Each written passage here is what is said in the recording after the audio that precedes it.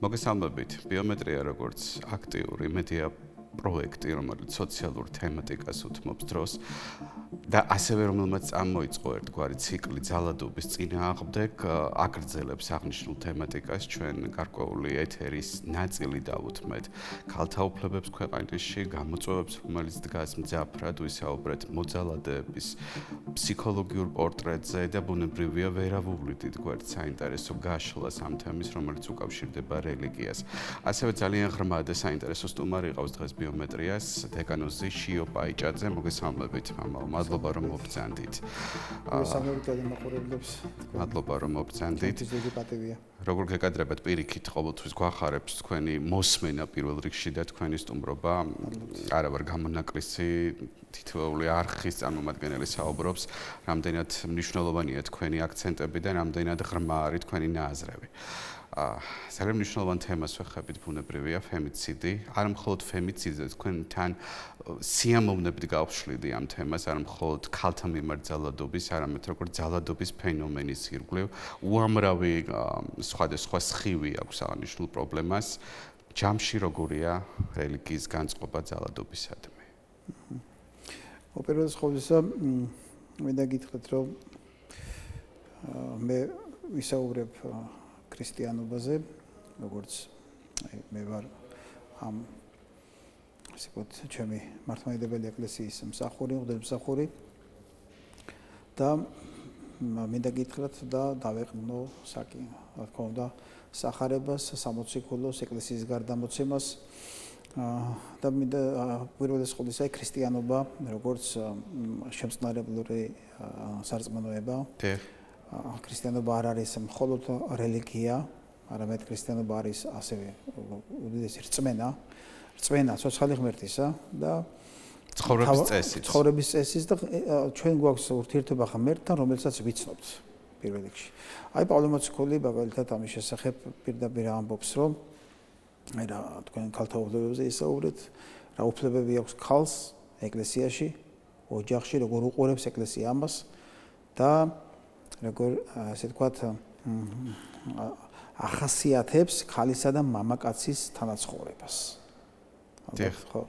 აი პირველს ყოვლისა პავლე მოციქულს დავეყნობით, რომელიც სამოციქულოსაც ჩვენ ვკითხულობთ ჯვრისწერის დროს და მოციქული პავლე ამბობს, კაცი თავი არის ცოლისა, როგორც ქრისტე ეკლესიისა.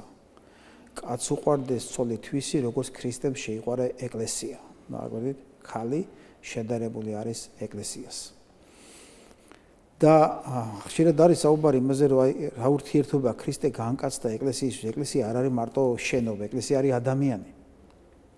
ქრისტე განკაცდა, მოვიდა და ჯვარს ეცვა ადამიანისთვის. ნახეთ, აქედან გამოდის, რომ კაცი არის მსახური თავისი ცოლის, ოჯახის, შვილების და ზოგადად მსახურებაში მყოფია.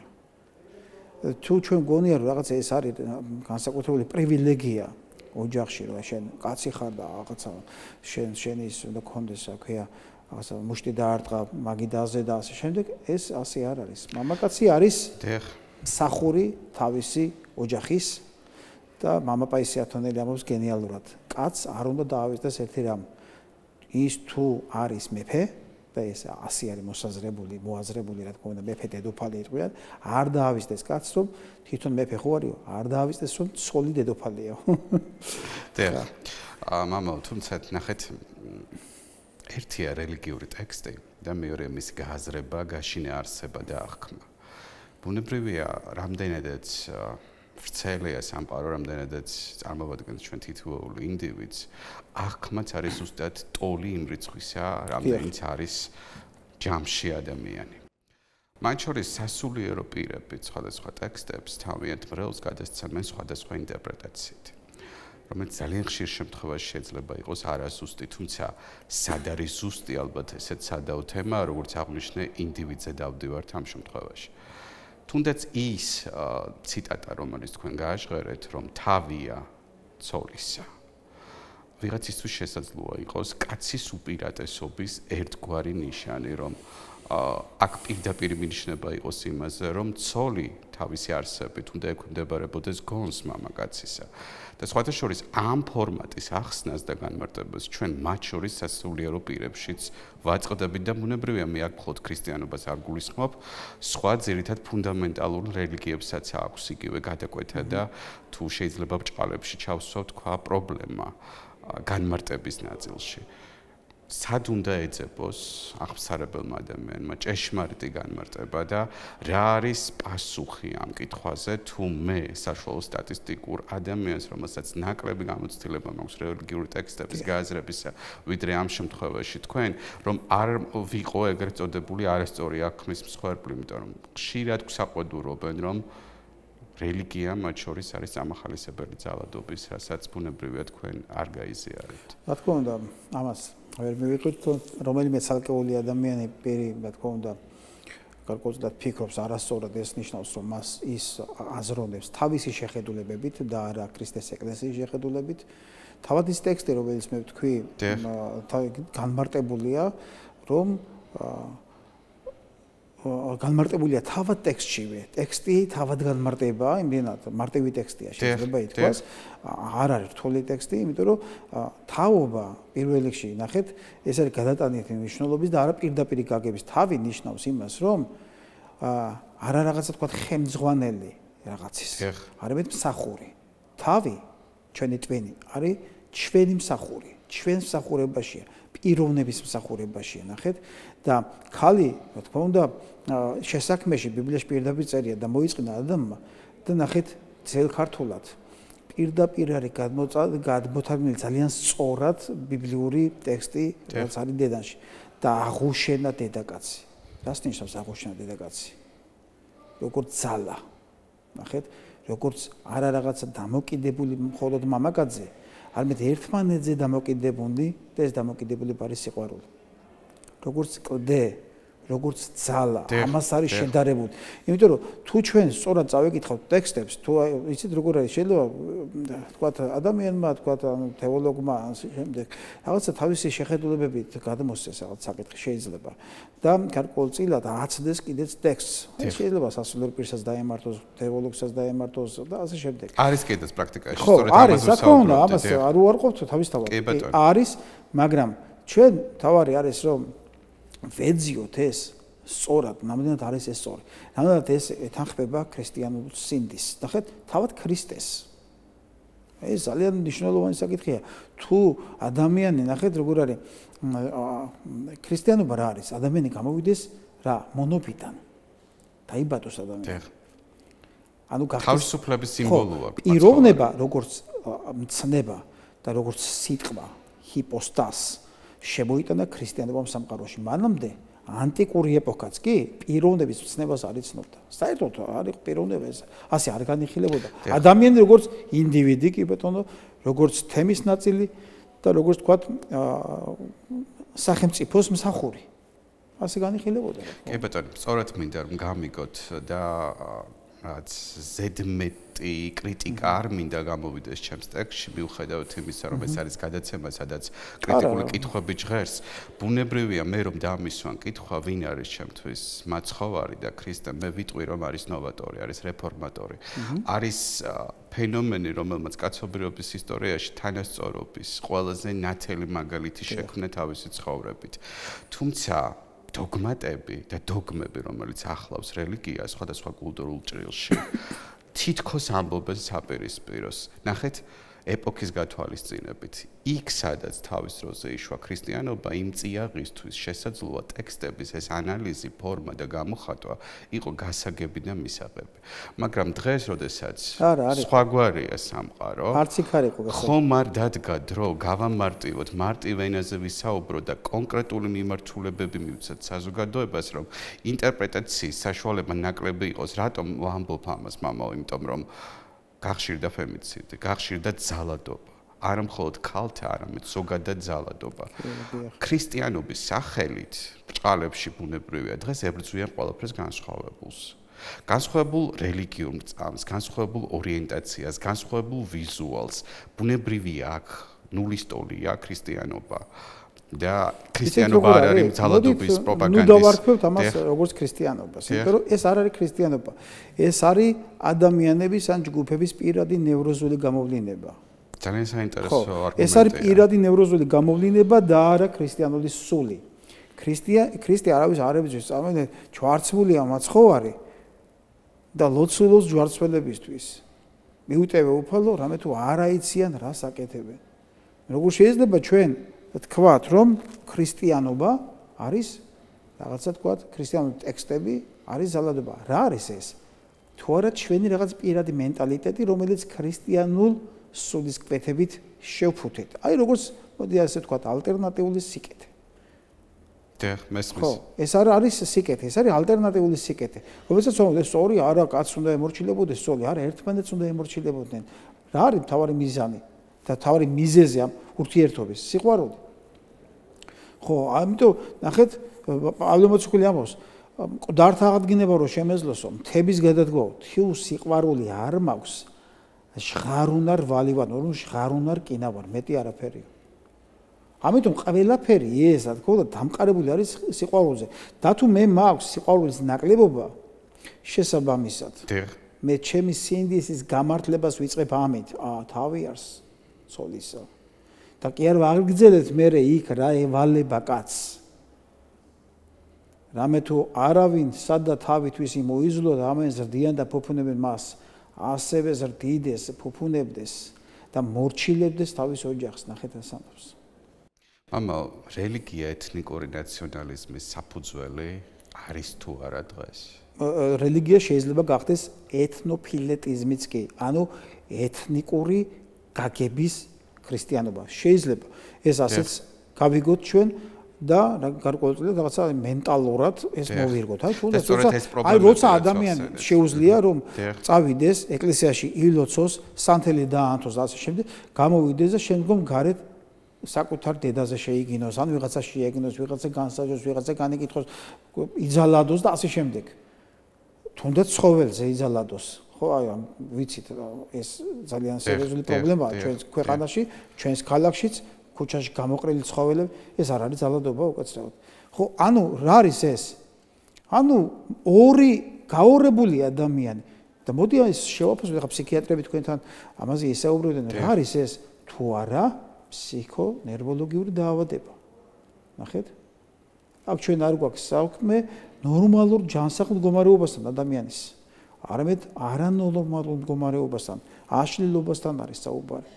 აშლილობაზეა საუბარი, პრობლემაზეა საუბარი. გაორებაა ეს.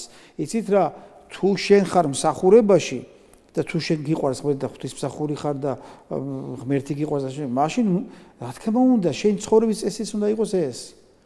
თუ არა და ეს გაურება იწვევს შემდგომ იმ პრობლემებს, რომელზეც თქვენ ახლა საუბრობთ. დიახ, და სწორედ მომეჩვენა თქვენთან საუბრის შემდეგ, რომ რელიგიასთან კი არა, ეთნიკურ პორტრეტთან მეტი გვაქვს პრობლემა და პრეტენზია დიდი ალბათობით, რომელსაც თითქოს და დაუქვემდებარეთ რელიგია და ბუნებრივია აქ მის მრავალფეროვნება მოგვცა ის სურათი, რომელიც დღეს გვაქვს. ქალის როლზე მინდა ვისაუბროთ ჩვენ საზოგადოებაში, ქალთულ კულტურაში. ჩვენ გვაქვს უდიდესი მემკვიდრეობა ამ ნაწილში, როგორც ერს, რომელსაც მართავდა მონარქი ქალი, მაშინ როდესაც ამბანის დონეზე დღეს ცივილიზაციის აკვნად წოდებული სახელმწიფოები მოწყობილიც კი არ იყვნენ. ჩვენ ვართ ერი, რომელსაც დედასთან და ქალთან ასოცირებული გვაქვს ყველაზე ძვირფასი სიტყვა, სხვადასხვა კილომეტრის. ყველა საყრდენი არის დედაზე, დედაბოძი, დედას სამშობლო, არავინ არ ამბობს მამას სამშობლო. დედაქალაქი. დედასთან არის ასოცირებული. დედაბურჯი, გეთახმებით. ანუ ეს ჩვენი მენტალიტეტი არ არის. მაშინ რა არის ეს? ის არის, რაც მე ხო თქვი. დიახ. პრობლემა. და ერთი პარადოქსიც მინდა თქვენი ყურადღება შევეჩერო, მაშინ როდესაც უკანასკნელმა წლებმა ქალის ფიზიკური როლი გააქტიურა. დიახ. ქალი გახდა საყრდენი ფინანსურიც. დიახ. სამწუხაროდ იმ შაუბნელ წლებში, რომელიც გამოვიარეთ არც თუ შორეულ წარსულში. ქალი აღმოჩნდა ის, რომელმაც ფაქტობრივად გადაარჩინა ეს საზოგადოება გენოციდს, ხო? გამოგმარეობა მიდის. გრძელდება ბუნებრივია, მეტნაკლები სიმწვავით, თუმცა პოზიტიური განსაკუთრებული ნიშნები ამ ნაწილში მაინც არ გვაქვს. მიუხედავად ამისა, ყველაზე მეტ რიცხობრივად ქალთა ძალადობა, ფემიციდი გვაქვს დღეს. ხომ არის ეს მამაკაცის ფუნქციის კარგვასთან პირდაპირ კავშირში და როგორ ხსნის დღეს რელიგია ორ უკიდურესობას გაძლიერებულ ქალს და ამ დროს შესუსტებულ ქალს. ჩემთვის აუხსნელია ეს ფენომენი, თუ ძლიერდება ინსტიტუტი, როგორ შეიძლება ის ამავდროულად იშლებოდეს. დიახ, უპირველეს ყოვლისა, იცით, ქალ შეუძლია რომ ყველაფერი გააკეთოს, ასე ვთქვათ,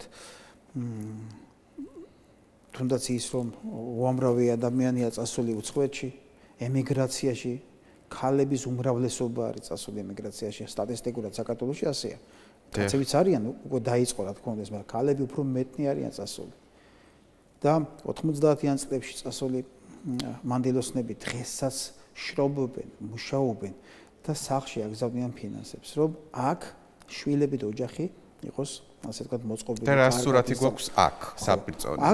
აქ საპირწონედ ძალიან რთული სურათი გვაქვს, იმიტომ რომ ფაქტურად დედა აღარ არის სახლში. ანუ დედა აღარ არის უკვე რა.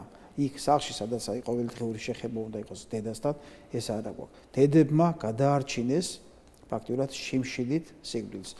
გადაარჩინეს რას? გაუნათლებლობას. თაობები, როგორ გადაარჩინეს? ის წავიდნენ, თანხას აგზავნდნენ და ქალები უცხოეთიდან და შვილები სწავლობდნენ, უნივერსიტეტები დაამთავრეს, ასე შემდეგ. გარკვეულწილად საზოგადოება ასე თუ ისე, მაინც ქართული საზოგადოება გაიზარდა ამ თვალსაზრისით. მაინც ასე ვთქვათ, მენტალურადაც ჩვენ შევიცვალეთ, ჩვენ გამოვიდით კომუნიზმის ურთულესი, ასე ვთქვათ, იმ ეპოქიდან, სადაც არც რელიგიური ცხოვრება ეკერა და ტრადიციებიც კი იგნორირებული იყო ასე შემდეგ. თუმცა ჩვენ ვინარჩუნებით ამას. საქართველოში განსაკუთრებით სხვაგვარი კომუნიზმი იყო ამას ფაქტიურად ყველა დასტურებს, თუნდაც კინემატოგრაფიაში და ასე შემდეგ. ხო, მაგრამ ხო, არსებობდა დიდი შეღავათები, მაგრამ აი ქალების ეს როლი, იცით რა არის, ძალიან მძიმე ყოფაში არიან უცხოეთში. დედები წასული, ძალიან მძიმე ყოფაში არიან, შრომაში, ძალიან უდიერ შრომაში, თან როგორ დამალულები, რომ არ დაიჭირონ არ მოხდეს ასე ვთქვათ დეპორტაცია ქვეყნებიდან და ასე შემდეგ. წამოინეთ რომ ეს ახლა ჩვენმა საზოგადოებამ ძალიან კარგად იცის თუ როგორ დიდი პრობლემის ქვეშ არის. ესეც შეიძლება ითქვას ერთგვარი ძალადობა მამაკაცების მხრიდანაც. თუ კაც შეუძლია თვითონ წავიდეს იშრომოს და დღეს მით უმეტეს ეს კარი გახსნილა შეიძლება კაც წავიდეს იმუშაოს ჩამოვიდეს და გარკვეული კონტაქტიც ჰქონდეს სახლთან თავის კერასთან და სახლში დაბრუნების შესაძლებლობაც არსებობს და ისევ წასვლა და ისევ შრომა ვფიქრობ რომ მამაკაცებმა უნდა აიღოდეს თავიანთ თავზე. ამაო გასაგებია ამ შემთხვევაში ლოგიკურია რომ ღებულობდეთ პასუხად მადლიერებას. რა თქმა უნდა. ჩვენ პასუხად მივიღეთ აგრესია და სამწუხაროდ დახოცილი ქალბატონების ურიცხვი არმია. როდესაც ძალადობაზე ვსაუბრობთ, რელიგიურ ტექსტებში გარკვეული საზოგადოების ნაწილი ხედავს ძალადობის ნიშანკვალს. საკმარისი საფუძველია მაგალითად აბელის და კაინის სცენა. საიმისოდ რომ თქვათ, რომ რელიგიური ტექსტებიც უშვებს ძალადობას. უშვებს არა როგორც ძალადობას, როგორც ფენომენს, არამედ აღწერს ძალადობას. აღწერს, რაც იყო რეალური წიგნია, ბიბლია რეალური წიგნია. გეთანხმებით და სწორედ აი ამაზე ვსაუბრობდი, რომ ინტერპრეტაცია, რომელსაც ჩვენ ადამიანები, რომლებიც არ ვფლობთ სიღრმისეულად ვიმეორებ რელიგიურ ტექსტებს, სხვაგვარად შესაძლო აღვიქვავდეთ, ან ხდებოდეს მაპროვოცირებელი, არასწორად განმარტებული ფრაზები. მე არ ვეხები ბუნებრივი არც ერთი რელიგიის წარმომადგენელს პერსონალურად, მაგრამ დამრწმუნებით, ალბათ და მეთანხმებით იმ მოსაზრებაში, რომ მრევლის თემის ცნობიერების ჩამოყალიბება ან მისი ცდომილება შესაძლებელია არასწორი აღქმის საფუძველზე. წმინდა წერილს აქვს უამრავი ეგზეგეტიკა, განმარტება ეკლესიის მამათა მიერ. ამიტომ ეს ყველაფერი ნაშრომია. დევს და ჩვენ უნდა გადმოვცეთ ეს და ქრისტიანობის სულისკვეთება უნდა გადმოვცეთ ისე როგორც არის და არა ისე როგორც ჩვენ გვინდა რომ იყოს. ნახეთ? ეს ძალიან მნიშვნელოვანი რამ არის და ეს გამიჯნა მიდის ერთ მნიშვნელოვან საკითხთან, განათლებასთან. ხო, და ზოგადად ძალადობა და მოძალადე არის მაინც გაუნათლებელი, იმიტომ განათლებასთან კავშირში განათლებული კაცი ამაში იგულისხმება არა მარტო წიგნიერად განათლებული, არამედ წიგნიერად განათლებულიც და სულიერად განათლებულიც. თუნდაც ერთი ფაქტი რო წაიკითხოთ, აი საბარიტე დედაკაცთან საუბარი ქრისტესი. ეს არის რაღაცა მოვლენაა ეს.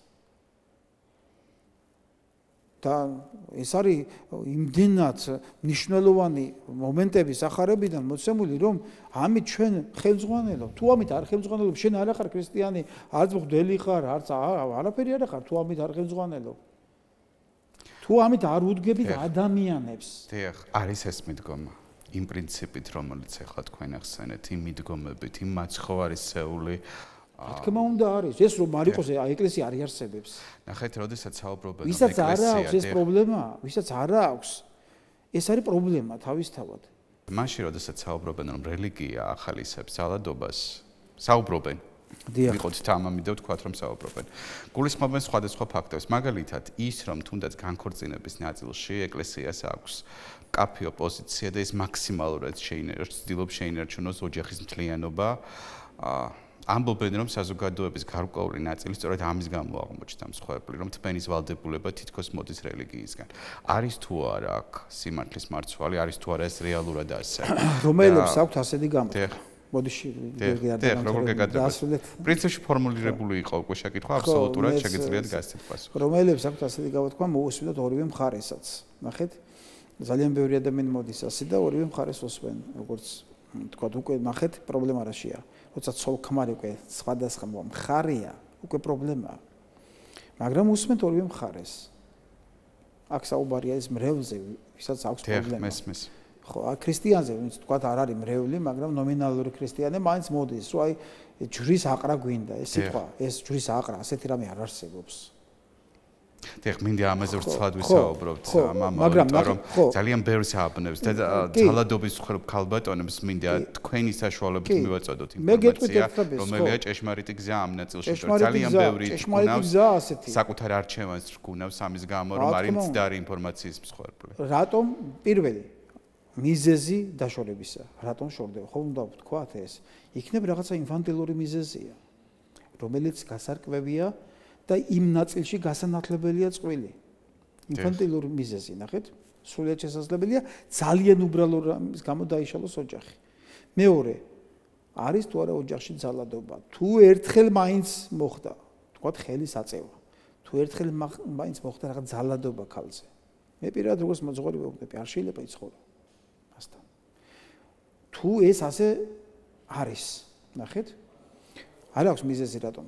მიზეზი არ არსებობს. მიზეზი არ არსებობს ამისი. არსებობს ცივილური რაღაცა დაშორების, ასე ვთქვათ, საშუალება და ამის რაღაცა მენტალიტეტი. სამსახის სტიგმატიზაცია მოქცა მსხვერპლი. ანუ ეკლესია მოძღვარი ცდილობს რომ შეინარჩუნოს ოჯახი რა ნაწილში იცით? თუ ის ინფანტილური პრობლემაა და თუ არის ღრმა პრობლემა, რა თქმა უნდა, როგორ შეიძლება? არ პირიქით ნახეთ დააკვირდით ასეთ უამკვლელობები ხდება. რამდენი ვიცით, აი ამ ბოლო ხანებში, როცა ქალმა მოკლა, კაცმა მოკლა ქალი. და ძალადობის რაღაცა სასწაული გამოვლინებები გააჩნია, არა მარტო ცოლი, არამედ შვილიც მოკლა კაცმა, ერთად მოკლა ცოლი და თავისი შვილი და ასე შემდეგ. ანუ რაზეა საუბარი, ხო? აი ეს ხო არ არის უეცარი მოვლენა, ეს ხო მანამდეც წინაპირობები არსებობდა ამის ძალადობისა. მოძღვართან როცა მიდის ადამიანი ეუბნება, არა იცით რა ის მოითმინე. კატეგორიულად ეს მიუღებელი ფორმაა. რატომ არის მიუღებელი ფორმა რელიგიური თვალსაზრისით, ნახეთ? თუ კაცი და ქალი ერთია, ერთი სისხლი, ერთი ხორცი, ნახეთ, ცოლი და ქმარი ერთ არს, ნახეთ რა სამოს ქრისტე, მაცხოვარ. ერთია. თუ ერთია, რაშოში აქ უპირატესი და უმცირესი, არავითარი უპირატესი და უმცირესი, ერთი სისხლი და ერთი ხორცი, როგორც სულიერად ასევე ორგანულადაც, ერთია. თუ ამ სხეულს ვიღაცა ამსხვრევს. დიახ. კაცი იქნება თუ ქალი. რა თქმა უნდა, როგორ შეიძლება ეს ერთ სხეულად მოვიაზროთ? დიახ. ეს აღარ შეიძლება იყოს ერთი სხეული. როგორ შეიძლება ჩვენ ძალით გავაერთიანოთ ეს სხეული? არა, კატეგორიულად.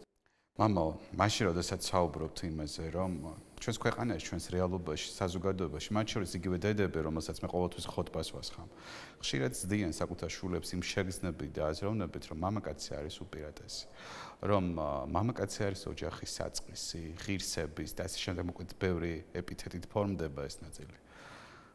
აქვს თუ არა რელიგიური საფუძვლები სქესით სელექციას? და არავისთვის არ არის საიდუმლო, რომ ეს არის საზოგადოება და ქვეყანა, სადაც შობადობის ნაწილში ხშირ შემთხვევაში სამწუხაროდ გამსაზღვრელი ხდება მომავალი ბავშვის სქესი. დიახ. რაოდენობრივად, რიცხობრივადაც ხდება გამსხვრევები. რეალობა. აქვს თუ არა ამას ჭეშმარიტ ქრისტიანობასთან რაიმე კავშირი, მე ვიცი რომ ბუნებრივია არა, მაგრამ თქვენი პასუხი მინდა მოვისმინო არგუმენტებზე დაყრდნობილი.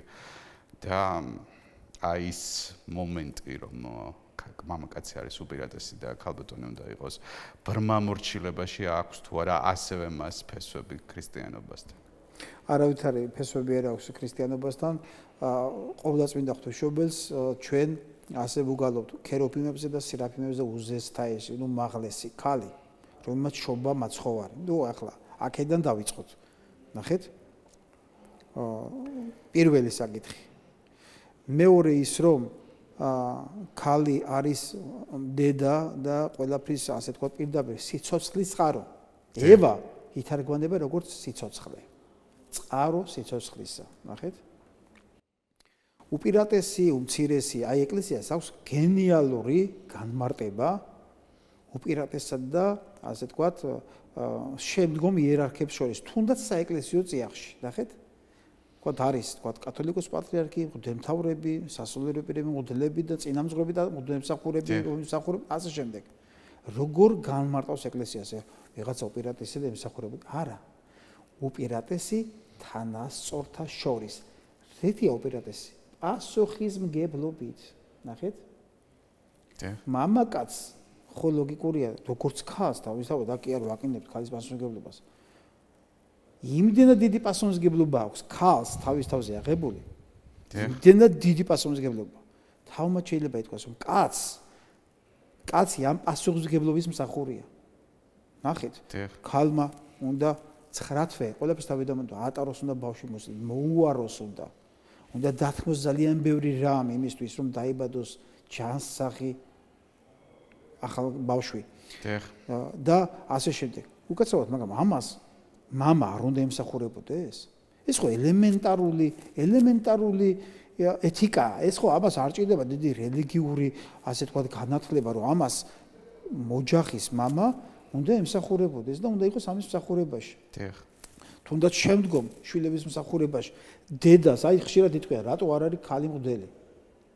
უკაცრავად, მაგრამ ქალს იმდენად დიდი პასუხისმგებლობა აქვს პირველ რიგში, რომ მას კიდე ეს დაბოტებული ზემოდან ეს ხო საერთოდ პარადოქსია. და ეს აზრი მიტრიალებდა.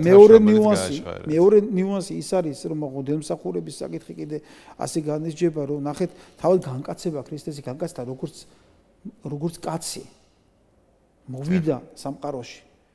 ეს და ნახეთ, როცა მოციქულეს ფეხები დაბანა საიდუმლო სერობის დროს, როცა უკვე რამოდენიმე დღეში მაცხოვარი ჯვარსაცვეს, იცით რა სიტყვებს ეუბნება თავის მოწაფეებს?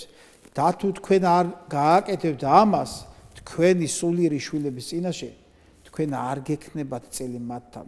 ამიტომ მე თუ ეს თქვენთან არ გავაკეთე, მე თქვენთან წელი არ მექნება. ქრისტე არის მსახურებაში. მოვედი იმისთვის, ნახეთ, იმისთვის, რომ კი არ გიმსახუროთ, ნახეთ, არამედ გემსახუროთ. მამა, ვიცით, განცდა მიჩნდება, როდესაც საუბრობთ და გისმენთ, რომ დღეს ბიოლოგიური და სოციალური როლების აღრევა მოხდა. რა თქმა უნდა.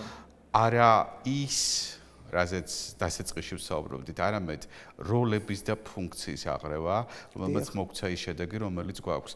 თქვენ ახსენეთ მნიშვნელოვანი რამ, რასაც პრინციპში ვფიქრობდი აი ამ საუბრის მსვლელობისას დავსვა თუ არა, მქონდა ერთგვარი ბრძოლა შინაგანი.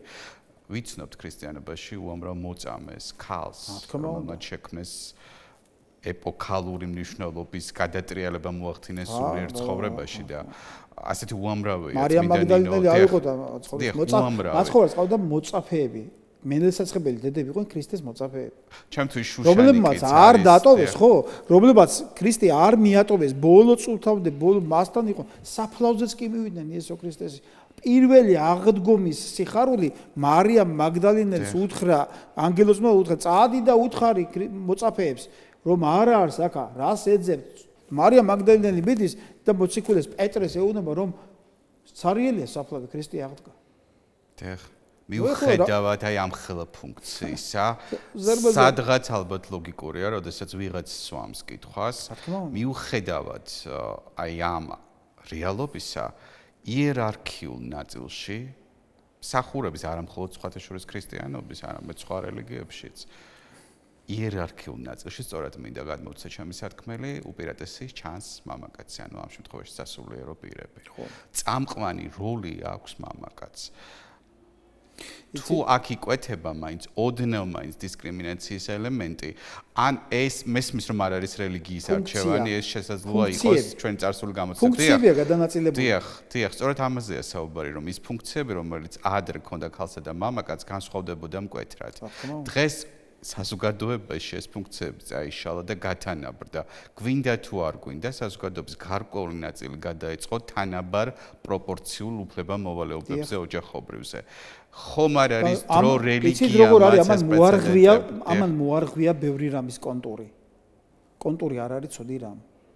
აი ასეთმა დამოკიდებულებამ დაარღვია სწორედ ის, რომ აირია ფუნქციები. დიახ, თქვენ ხედავთ ამაში არასწორ ნაბიჯს მესმის. ფუნქციები არის არეული, აი დედათა მონასტრები. დიახ. დედათა მონასტრების წინამძღვრები არიან დედები, ქალები, რომლებიც მართავენ უზარმაზარ მონასტრებს. აი საქართველოში ავიღოთ თუნდაც ხო ძალიან ბევრი მონასტერი.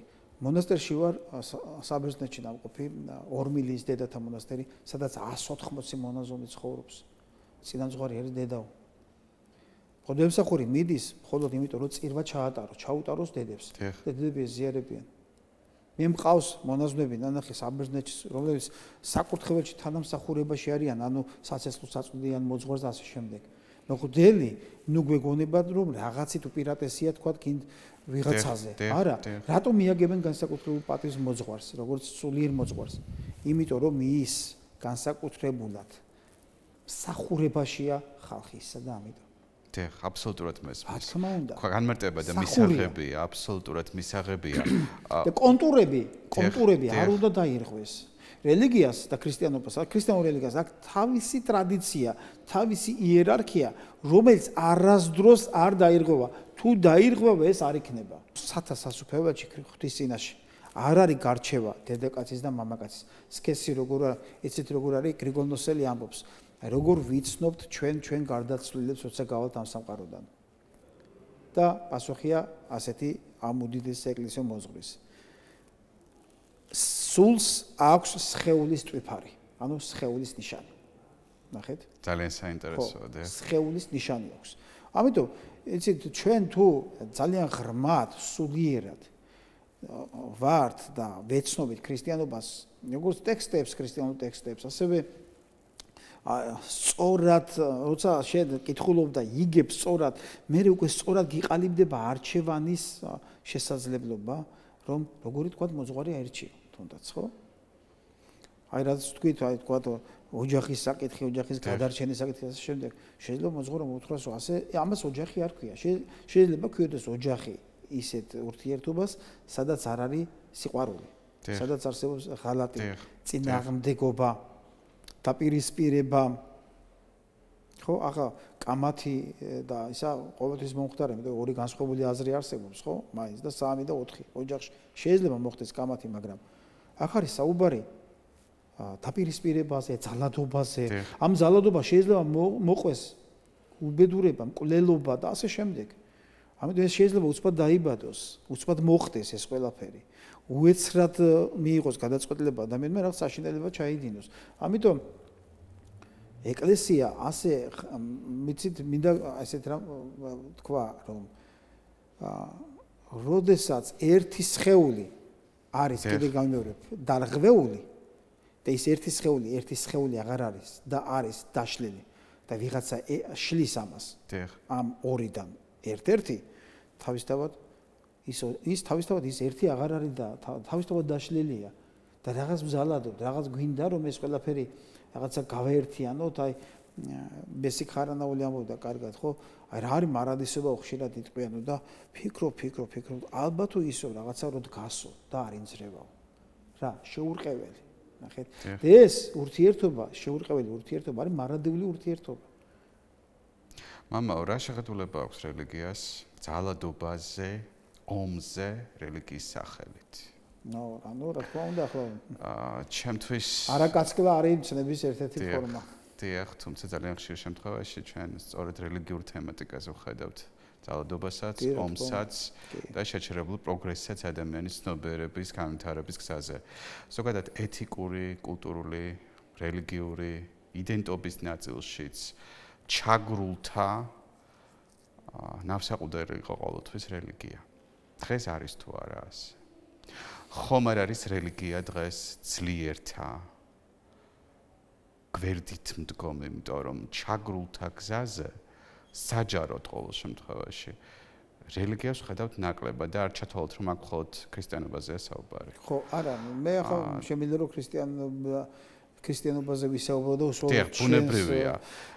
ამაზეც დგას ქრისტიანობა. იდგა ყოველ შემთხვევაში. მოდითო ჩემთანო ყოველნო დამაშვრალნო ტვირთმძიმენო და მე განგისვენო თქვენ.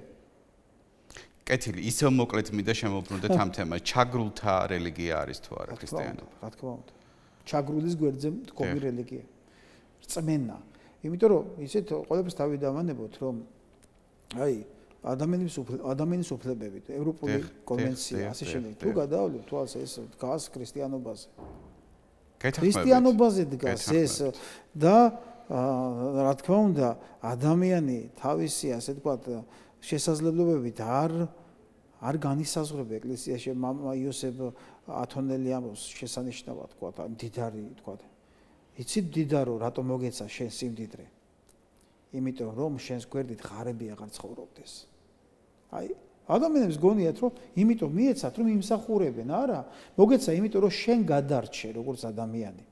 რომ შენს გვერდით ღარები არ იყოს. ადამიანი ხო შექმნა ბოლოს ღმერთმა. რა უთხრა? იმიტომ კი არა რომ თქვა შენ რაღაცა შემოიყვანა როგორც სამყაროს მეუფე ადამიანი და უთხრა აი ეს ყველაფერი შენია და უპატრონე მას. ვიღაცას გონია რომ სამყარო გვირგვინია ადამიანის სამყაროს, კი? გვირგვინია, მაგრამ ეს გვირგვინი რომ პასუხისმგებლობა ამაზეა საუბარი. და პასუხისმგებლობა მსახურებას ნიშნავს. პასუხისმგებლობა არ ნიშნავს გემსახურონ, არამედ პასუხისმგებლობა ნიშნავს ემსახურო. და ქრისტიანობა, სწორად გაგებული ქრისტიანობა არის სიმშვიდე. ქრისტე ურწმუნო ხალხს ჯვარზე არ გაუკრავს. ყველას წამდა ღმერთის. ნახეთ, ერთი რამ იცოდი. ხარცოვანებულია, როგორც ყოველთვის. ყველას წამდა ბიბლიამ არ იცის ათეისტი. ვერ ნახავთ ბიბლიაში ადამიანს, რომელსაც არ წამს ღმერთის. არა. ყველას წამდა ღმერთის, მაგრამ როგორ წამს და რამდენად ჩაწვდი შენ მას. ნახეთ. აი გენიალურია, აი გამალიელის სიტყვები რო იქნება მართალია ეს. ნახეთ. ამიტომ ღმერთი თუ აიცეთ როგორ არის ქრისტიანობა არის წიგნიერი რელიგია. მოდი ასე ვთქვათ რა. ინტელექტუალური რელიგია, წიგნიერი რელიგია. ქრისტიანობას უნდა კითხულობდე, სახარებას უნდა კითხულობდე, სახარებას უნდა უღრმავდებოდე. და როცა ამას ჩაუღრმავდები ადამიანი, ხო, მე აღარ გინდა რომ დარჩე მხოლოდ შენი ძალების ამარა. ნახეთ, როგორც ეს შენი წესიერები, შენი მარტო შენი პირადი წესიერების ამარა აღარ გინდა დარჩე. გინდა რომ იქ იყო. რატომ? იმიტომ რომ უფრო მეტი მიიღო, უფრო მეტი გახდე. ის კი არა მარტო წესიერი და ზრდილობიანი კაცი მიიღო, არა, უფრო მეტი. რა არის ეს უფრო მეტი? ეს არის პიროვნებად ყოფნა. არა ადამიანად ყოფნა. არამედ პიროვნებად ყოფნა. ადამიანი შეიძლება იყოს, ჩვენც ხშირად ეპითეტს ვხმარობთ, აი როგორი ადამიანია, კარგი, ეს ნიშნავს როგორი პიროვნებაა, მაგრამ შეიძლება ადამიანს არ იყოს, კაცი იყოს სოციალური ცხოველი. ხო, გონიერი ცხოველი. ადამიანი ასეა, გონიერი ცხოველი. ტომური მოწყობის პრინციპში ვერ გავექცევით. ფსიქოლოგიური გაგებით, რა თქმა უნდა, და მოდი ასე ვთქვათ, ფროიდისეული და იუნგისეული ხედვა არის სოციალური ცხოველი, ხო? მაგრამ უფრო მეტია ქრისტიანობაში ადამიანი. პიროვნება, რომელიც უნდა გახდეს მადლით ღმერთი. კაცი უნდა გახდეს არა ბუნებით ღმერთი ვერ იქნება ეს შეუძლებელი ადამიანი, მაგრამ მადლით ღმერთი რას ნიშნავს? დაემსგავსო შენს მასწავლებელს, რომელსაც ქვია იესო ქრისტე. პავლე ამბობს, მომბაძეთ მე, რამე თუ მე ვბაძავ ქრისტეს. თუ მიბაძავ, არაფერი პრობლემა არ იქნება. შეგვეშლება რაიმე? ბოდიში მოვიხდხოთ. გულწრფელად მოვიბოდიშებთ და ვეცდებით აღარ ჩავიდინოთ. ნახეთ? ქრისტიანობა ეს არის მუდმივი სინანულის პროცესი. და გულის რელიგია, ამიტომ მუდმივი სინამდვილის პროცესი. არ შეიძლება ქრისტიანს არ უყვარდეს არაქრისტიანი. როგორ შეიძლება მე არ მიყვარდეს, თქვათ, ადამიანი, რომელიც არ არის ქრისტიანი? როგორ შეიძლება მეგობრები ყავს, ახლობლები ყავს? რა თქმა უნდა, ბუნებრივია. ხო, არ არიან ქრისტიანები. ჩვენი ცხოვრების ნაწილი არიან და მეგობრობთ და ახლობ მეზობლობთ და კიდე მინდა გითხრათ, რომ ქართველი კაცი მაინც თავისი ყოფით, თავისი შრომის კულტურით, სოციალური კულტურით ქრისტიანია. უღრმესი მადლობა. იქ არის იმ ფესვებთან არის 1500 წელი ცოტა არ არის. ბუნებრივია. ჩვენი ქვეყანა 1500 წელი არის ქრისტიანი. და შეეწირა ამას. ვიქნები გულწრფელი და ვიტყვი, რომ იშვიათი შემთხვევაა, როდესაც რელიგიაში ჩემს ნაწილს, ჩემს ფუნქციას და ჩემს რაღაც არ ვიცი, გადაკვეთას ახლებურად ვუყურებ ხოლმე, როდესაც თქვენთან მაქვს პატივი ურთიერთობის და თქვენი შეფასების მოსმენის. სხვაგვარია ხოლმე ჩემი ემოციური განწყობა თქვენთან საუბრის შემდეგ დარწმუნებული ვარ, მაყურებელიც გრძნობს იმ მუხტს, რომელიც მოგაქვთ ბიომეტრიის სტუდიაში და არა მხოლოდ უღრმესი მადლობა ამ სიღრმისეული ანალიზისთვის. ძალიან დიდი მადლობა კიდევ ერთხელ მაყურებელს შევახსენებ, რომ დეკანოზი შიო პაიჭაძე პასუხობდა ბიომეტრიის შეკითხვებს. მე მომავალ შეხვედრამდე გემშვიდობებით. ნახვამდის.